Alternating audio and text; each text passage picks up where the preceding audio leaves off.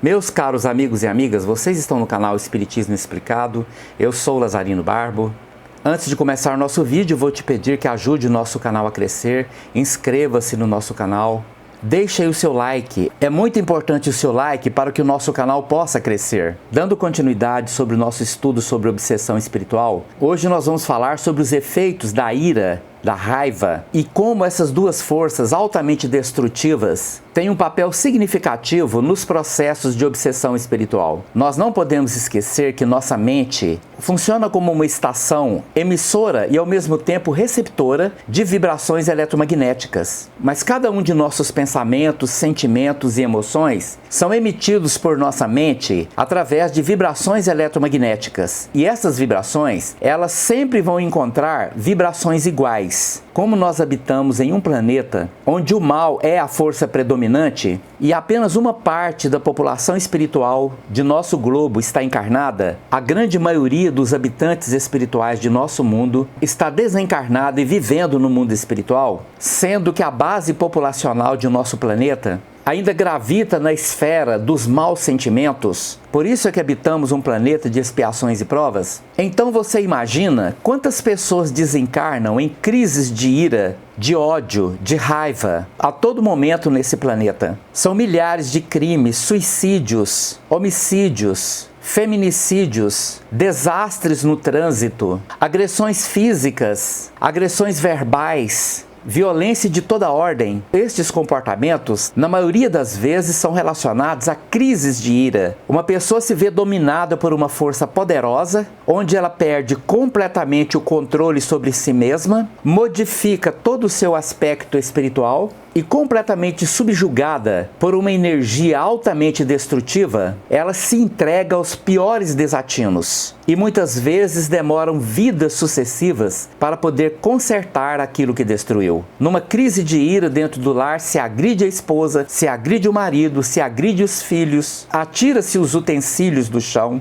e o ser humano se desumaniza, transfigura para as feições mais demoníacas, completamente subjugado às forças mais destrutivas. O Divino Mestre Jesus nos disse que deveríamos orar e vigiar para não cairmos em tentações. Mas como seres ainda muito longe de atingirmos uma maturidade emocional, nós acabamos por nos deixar conduzir pelos nossos desequilíbrios emocionais. E principalmente porque vivemos numa situação onde as frustrações, onde a ausência de educação, onde a ausência de valores humanos faz com que todos sejam atingidos por um enfraquecimento da própria humanidade enquanto sentimento humanitário. Então, muitas vezes, diante de pequenas provocações, se criam destrutivos processos da ira, com a eclosão daquilo que há de pior no ser humano. Porque da ira resulta o desejo da vingança, as palavras agressoras, os sentimentos piores que tiram o homem do seu patamar de humanidade, colocando-o diante de seus instintos mais primitivos, mais destrutivos. Só que nós não podemos esquecer que nós nunca estamos sozinhos. Nós não somos capazes de pensar, de sentir e nem de agir sozinhos. Porque, como nós explicamos anteriormente, nossos pensamentos emitem vibrações eletromagnéticas que vão de encontro às vibrações eletromagnéticas de igual teor. Resumindo, eu não consigo sentir amor sozinho, porque quando eu amo, eu estou ligado mentalmente pelas minhas emissões eletromagnéticas a todos os seres que amam. Mas quando eu estou dominado pela ira, eu me ligo vibratoriamente a todos os seres irados, a todas as imagens mais horrendas que às vezes nós vemos em um programa de TV ou em um filme e nos perguntamos como é que aquela pessoa teve a capacidade de fazer algo tão ruim. E quando nos ligamos a essas vibrações negativas, nós compartilhamos energia com todos esses seres irados que habitam o mundo espiritual em volta da Terra. Jesus disse que há muitas moradas na casa de meu Pai, e as moradas no plano espiritual, elas são compostas por faixas de vibração. E o conjunto dessas faixas, que são as moradas dos espíritos, elas se chamam psicosfera terrestre. Então veja que na psicosfera terrestre existe uma faixa exclusiva onde habitam todos os espíritos desencarnados que foram vitimados pela raiva. Aquelas pessoas que ao longo da vida se acostumaram a agir sob o domínio da ira, Só que no plano espiritual tudo é mais intenso. O amor no plano espiritual é muito mais intenso. Mas a ira também, a ponto de existirem espíritos que enlouquecem sob o domínio da ira, perdendo completamente a sua condição racional. E muitas vezes eles reencarnam nessa situação. Muitas pessoas já viram, até mesmo um morador de rua, que tem família, tem quem ama, mas que vive num processo de perturbação tão intenso e completamente dominados em um processo obsessivo de subjugação, eles passam a viver nas ruas ou nos sanatórios, nas clínicas de repouso. E mesmo ali, sob o domínio de muitos medicamentos, ainda continuam falando coisas, expressando sentimentos, emoções, onde claramente se vê a matriz da ira dominando os seus pensamentos. Estão brigando, xingando, ameaçando, se defendendo, atacando, se preparando sempre para o pior, porque a matriz mental da ira não foi dominada, mesmo em uma outra vida. E nos processos obsessivos diversos, a ira funciona como um ponto de atração.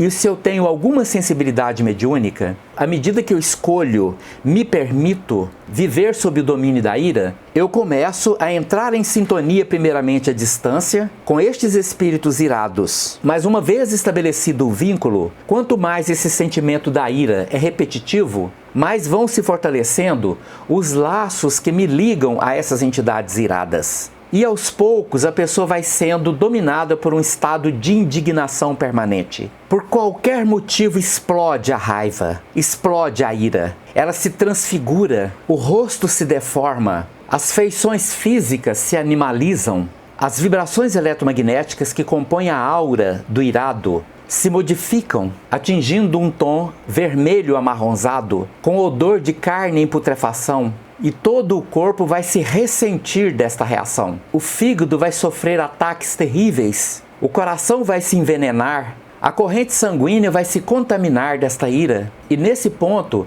vamos fortalecer aquele vínculo destrutivo com aqueles espíritos obsessores, que passam então a ter um vínculo conosco. Quanta destruição, quantas mortes, quantos crimes, quantas situações que levaram pessoas em um momento de ira a passar vidas posteriores, tendo que consertar a destruição que causaram. A única forma que temos para nos livrar, tanto de começar um processo obsessivo relacionado à ira, ou de sair de um que às vezes já está implantado em nossas vidas. Porque passamos tanto tempo nos irando à toa, que até o nosso cérebro já se modificou, criando uma rede neural que sempre nos encaminha para aquela situação. E para reverter isso é preciso muita vigilância, muita evangelização, muito cultivo de bons sentimentos. É mudar o rumo. A nossa mente viciada na raiva, na ira, naquele permanente estado de indignação contra tudo, contra todos, sempre com raiva de tudo e de todos. Está na rua, está xingando, sempre olhando para as pessoas com desconfiança, sempre olhando como se alguém fosse nos atacar, sempre com o pé atrás, com tudo, naquele processo doentio. O primeiro passo para nos livrar dessa situação é ter a consciência de que agimos assim. E a partir daí mudar a natureza de nossos pensamentos, de nossos sentimentos e de nossas emoções, para que nós possamos nos encaminhar para um outro patamar, mudando as nossas vibrações, nos humanizando.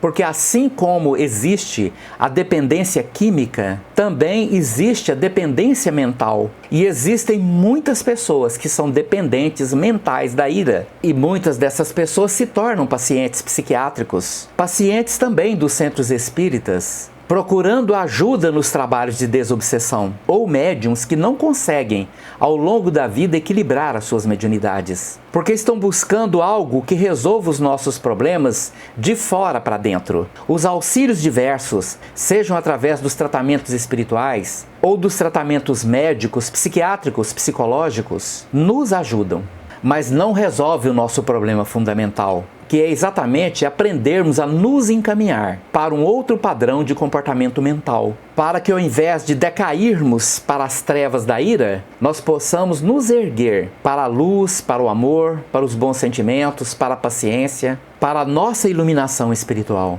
Muito obrigado pela sua atenção. Se você gostou desse vídeo, deixa aí o seu like. Muito obrigado.